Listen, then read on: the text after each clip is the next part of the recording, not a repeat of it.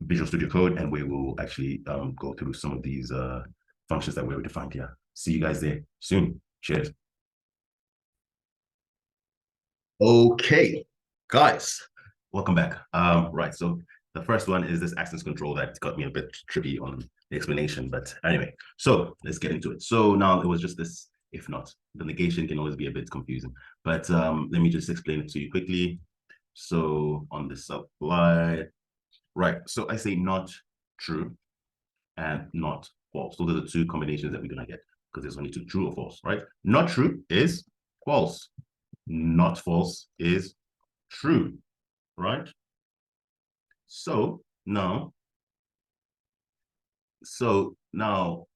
we get into this. Now I'm asking, if is this person not a student, right? If not a student, therefore, and this statement is true, I don't want to say welcome to blockchain.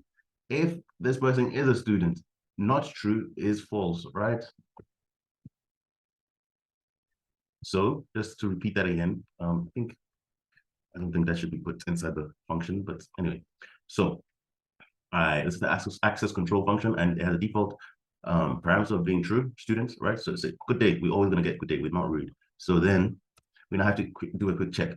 If not a student, right? And remember, false. If the person is not a student, you're gonna say false here, right?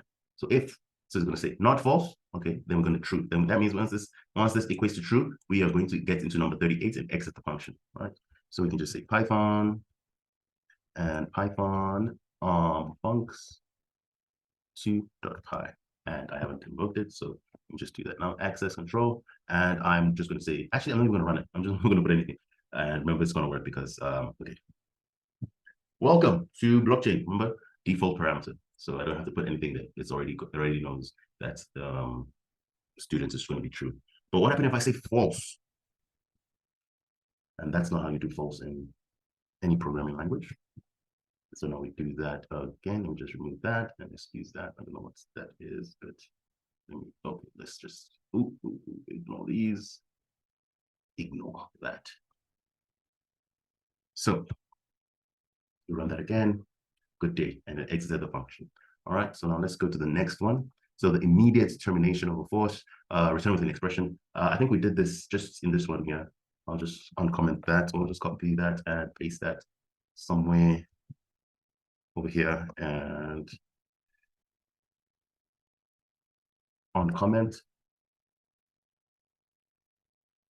And instead of this, I'm just going to say return, and no, this is not going to return a tuple. I need to have, and then I can just say wait, and then we're just going to run that. I'm just going to print wait, right? And we're going to run that again, and that is yeah, that's a problem. So we run that again, and as you can see, so that was a tuple. If we just go back there, but we haven't got into tuples. Remember, round brackets with a comma, but we haven't gotten into that. So let's just continue. Okay, so now we have the weight, right, of someone on, but then let's go back to the, actually, remember, we can just ignore this and let's see the person's weight. And then you could now use this value. It's a float. You can now use this value. And so we return the result and store it in a variable, and we can continue using it in our program. Okay, the none type. Okay. So I think the none type I can show you here. Access control, and I say print type.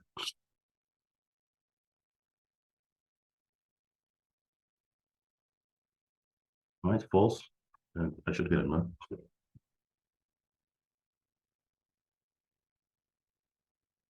And as you can see, it returns a none. Okay. So that's a none type, but how could you use this in a function? Actually, you could. Let's change this. I can say none. And if none, and I could remove this.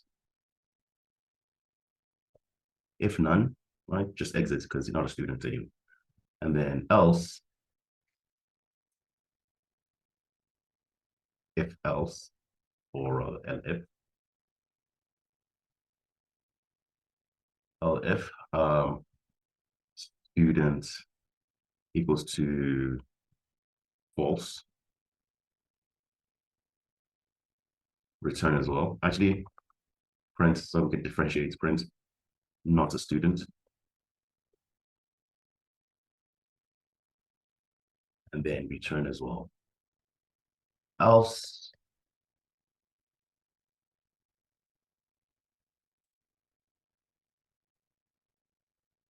that's just it. So we only have three options, none, and then there. All right. So I'm going to return this, run this again, and not a student, right? Print good day, not a student. And then if I say true, it should still tell me good day and print welcome to blockchain. Okay, and remember, if I run this, I can still run it like that with nothing. It'll still print good day and just return the none tag, right? So you can use the none just for like for conditionals here as well. Okay, now let's get to function scope. And I think the function scope, I will just comment everything out so that there are no clashes. Okay, so we can say define example and example, right? And it says, I'm going to say print, what is this variable? And we're going to put some space there so that, and then bar, right? And you can see saying it's not defined, right? But then I can now call you and say var is equals to 1. And that disappears. Because remember, we said that a variable that exists outside of a function scope can be seen within the function, right?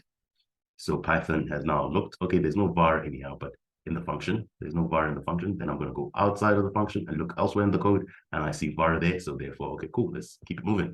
And then I invoke the function, let's say example, and then I say print var, right? And if I run this, I should still see 1. What is the variable? 1, right? And let's see if I was to change this. No. So that's how it works, right? I was going to say change it, but then, yeah, let's just move to this one. Now the global, this is where I can change it. Now I say global, or I can actually say var is equals to 5, just to show you something.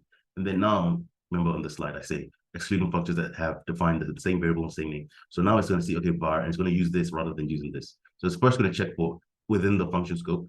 Okay, so I can't find within the function scope. Maybe look outside the function scope, but it found, so it's just going to use that. So if we run that, I should still see 4. What is this variable? 4. And then it will also print 1. But now you can still see it didn't edit this global one.